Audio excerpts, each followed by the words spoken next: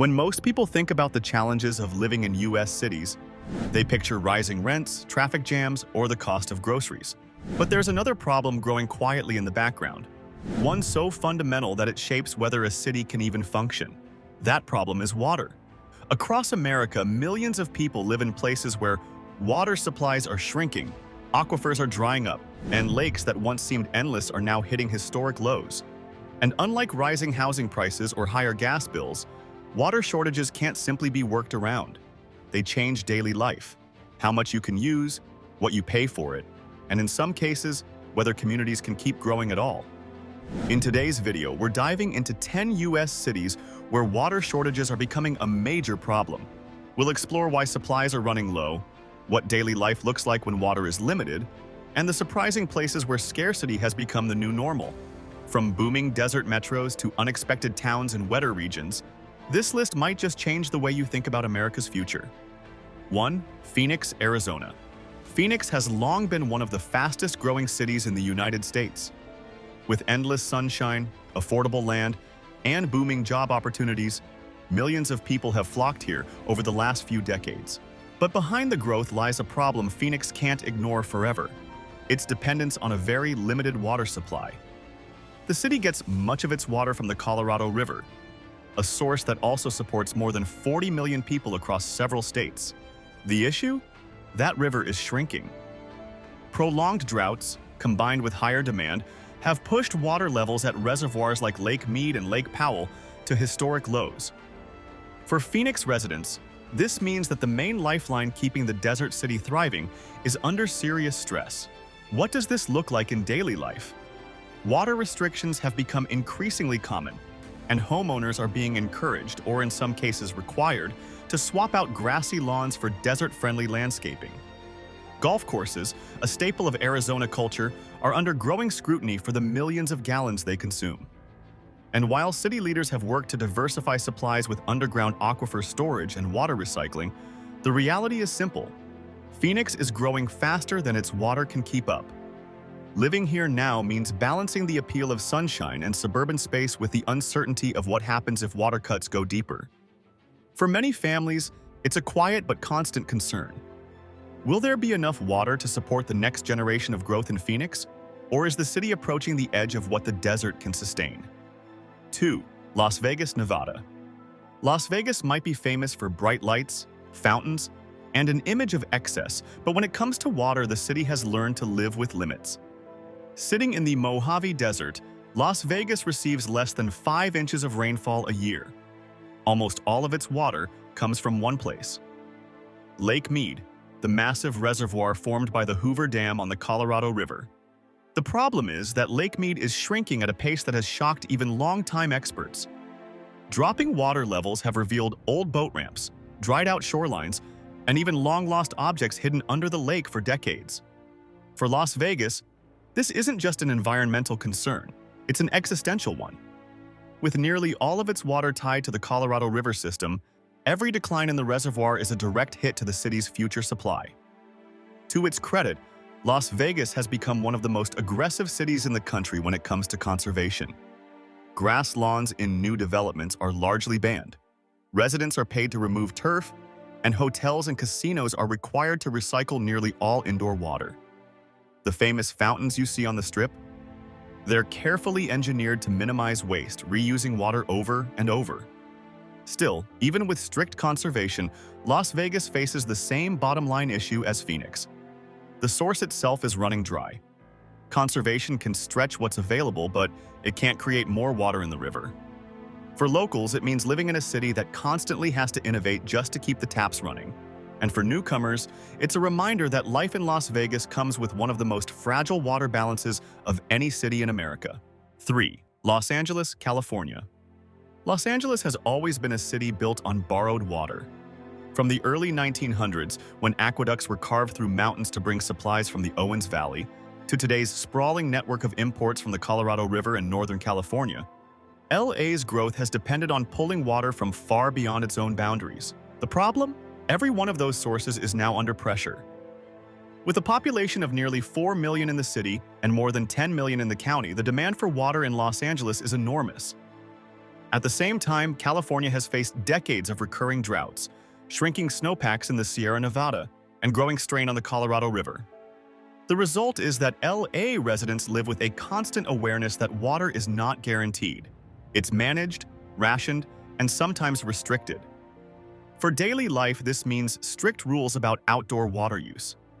Lawn watering days are limited, car washes have restrictions, and the city has pushed heavily for xeriscaping, swapping grass and thirsty plants for drought-resistant landscaping.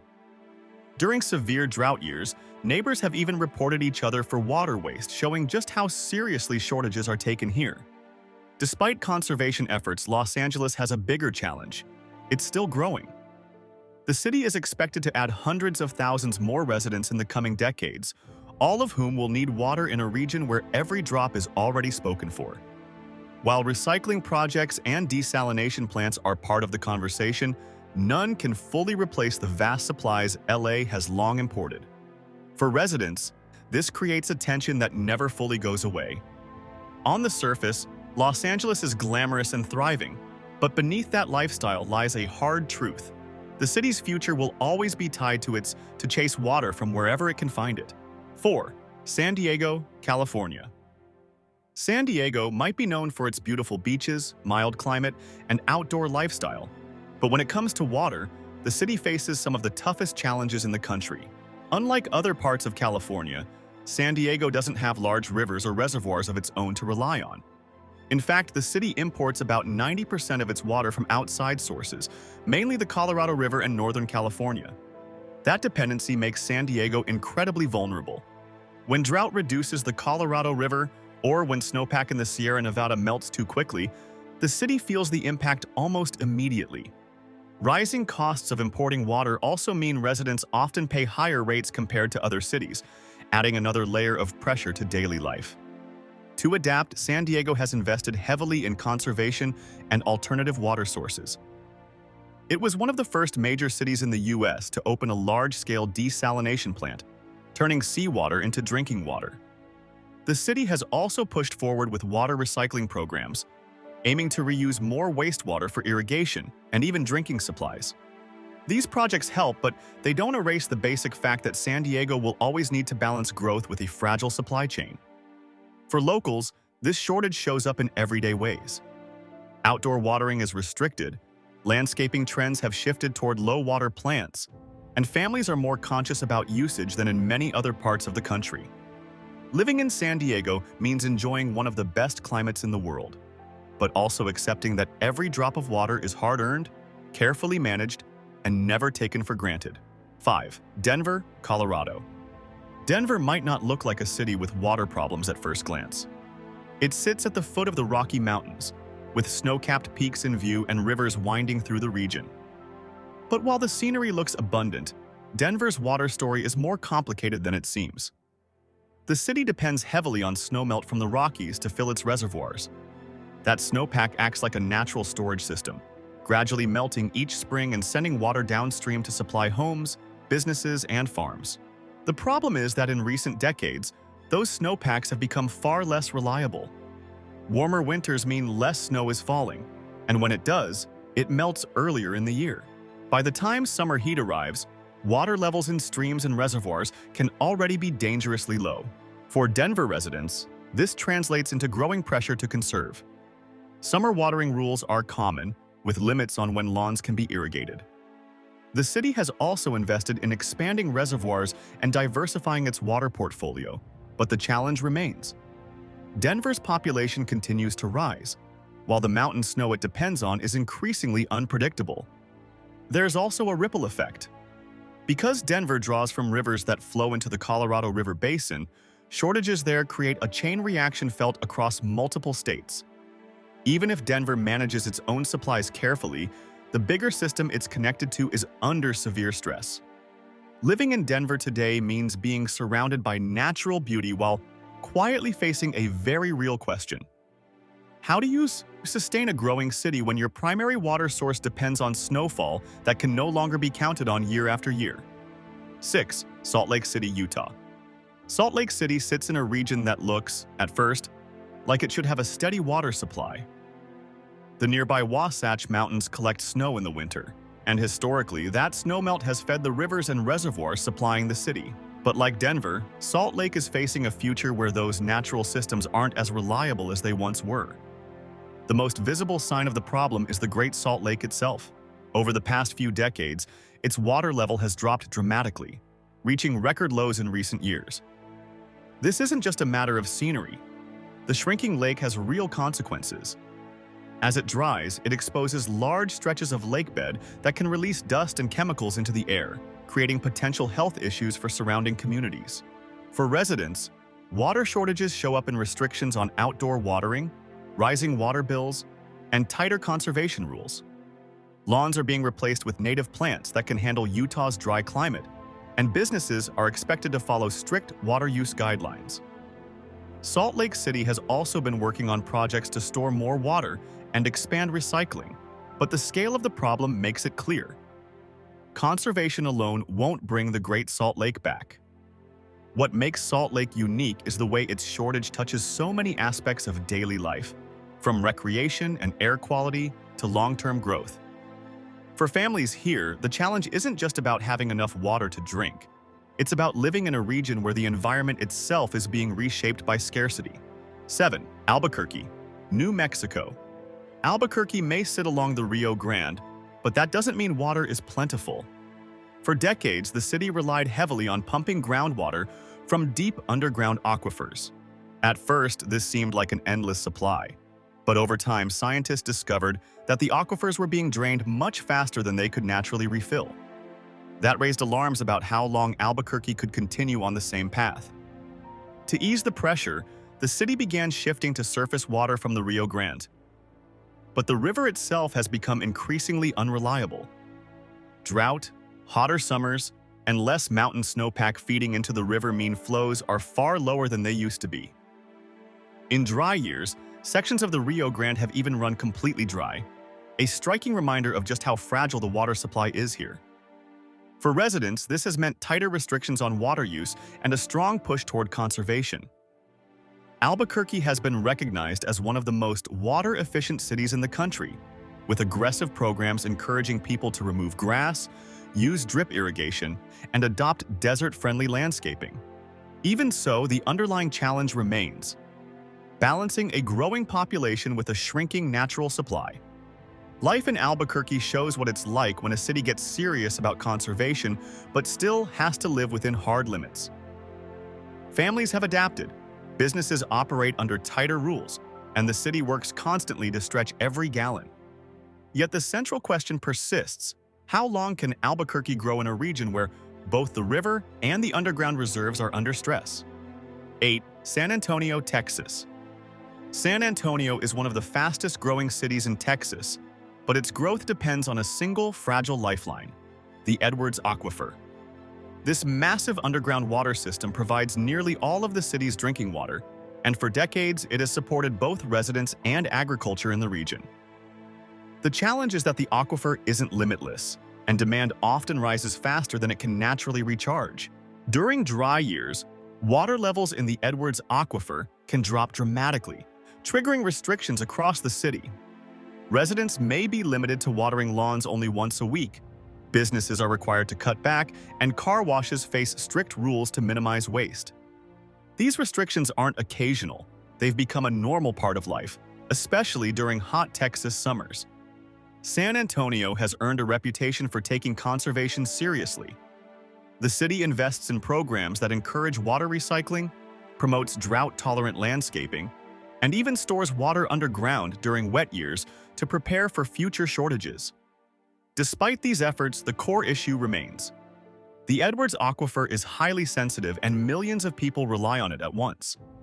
For locals, this means that water isn't just a utility, it's a constant consideration. Families keep an eye on drought stages, businesses adapt to seasonal cutbacks, and growth plans for the region always circle back to the same question: can the aquifer handle it? Living in San Antonio means enjoying a vibrant, growing city while knowing its future is tied to one underground source that must be carefully protected. 9. Miami, Florida. When people picture Miami, they usually think of endless beaches, turquoise water, and a city surrounded by the ocean. But the surprising truth is that Miami faces serious water challenges. Not because it doesn't have enough water nearby, but because the water it does have is becoming harder to use. The city relies heavily on the Biscayne Aquifer, a shallow underground water source that has supplied Miami for generations. The challenge is that this aquifer is extremely vulnerable. As sea levels rise and saltwater pushes inland, saltwater intrusion threatens to contaminate the fresh groundwater. Once saltwater mixes in, it's incredibly difficult and expensive to reverse. At the same time, Miami faces the opposite problem during heavy rains: flooding that overwhelms drainage systems and makes it harder to manage clean drinking water. The combination of saltwater intrusion from the coast and excess stormwater from above creates a complex balancing act for the city's water managers. For residents, the impact shows up in increasing costs for water treatment, strict monitoring of wells, and investments in new systems to protect the aquifer. Conservation efforts are encouraged, but in Miami, the issue is less about individual use and more about protecting the source itself. Living in Miami means being surrounded by water, yet constantly aware of how fragile the freshwater supply really is. It's a reminder that sometimes the biggest water shortages aren't about deserts or rivers running dry. They're about keeping fresh and salt water from colliding beneath the city's feet. 10. Atlanta, Georgia. Atlanta isn't the first city most people think of when it comes to water shortages. It's surrounded by forests, gets regular rainfall, and sits in the humid southeast. But surprisingly, Atlanta has some of the most pressing water concerns of any major city in the region, mainly because of where it gets its supply. The city relies heavily on Lake Lanier, a reservoir fed by the Chattahoochee River. This single source provides drinking water for millions of people in the Atlanta metro area. The problem is that Lake Lanier is relatively small compared to the size of the population depending on it. During dry years, water levels can drop sharply, creating immediate pressure on both supply and demand. Unlike some western cities that have multiple rivers, aquifers, or large snowpacks to draw from, Atlanta's system doesn't have much backup. A prolonged drought can quickly strain the entire region. For residents, this has meant periodic restrictions on outdoor water use, strict conservation rules during dry spells, and rising concerns about how the city will handle future growth. Daily life in Atlanta reflects this tension. Families are used to being told when and how often they can water their lawns. Businesses face limits during droughts, and developers know that long-term water supply will always play a role in how fast the metro area can expand. The biggest lesson from Atlanta is that water shortages aren't just a desert problem. Even in a city with green trees and regular rainfall, limited storage and heavy demand can create a situation where every drop counts. For locals, it's a reminder that water is as much about infrastructure and balance as it is about climate. From deserts in the southwest to humid cities in the southeast, one thing is clear. Water shortages are not just a regional issue, they're a national one. Phoenix and Las Vegas face the shrinking Colorado River. Los Angeles and San Diego wrestle with importing water from hundreds of miles away. Denver and Salt Lake City depend on snow that no longer falls the way it used to. Albuquerque struggles to balance river flows with groundwater, while San Antonio leans heavily on an aquifer that must last for generations. Even cities like Miami and Atlanta, surrounded by water or rainfall, find themselves grappling with fragile systems that can't keep up with demand. The stories may be different, but the theme is the same. Every drop of water has become precious. For residents in these cities, shortages aren't an abstract problem. They shape daily life. From lawn restrictions and higher bills to new technologies like desalination and recycling, people are already adapting to a future where water is no longer taken for granted. What's important to remember is that these challenges don't necessarily mean cities will disappear or become unlivable. Instead, they highlight how much innovation, conservation, and awareness will matter in the years ahead. Whether you live in a desert city or one surrounded by rivers, water is the foundation of growth, comfort, and survival. So the next time you turn on the tap, water the yard, or watch a fountain downtown, think about the bigger picture. Behind that simple flow of water lies one of the biggest challenges facing American cities today, and how we manage it will shape the future of millions of people.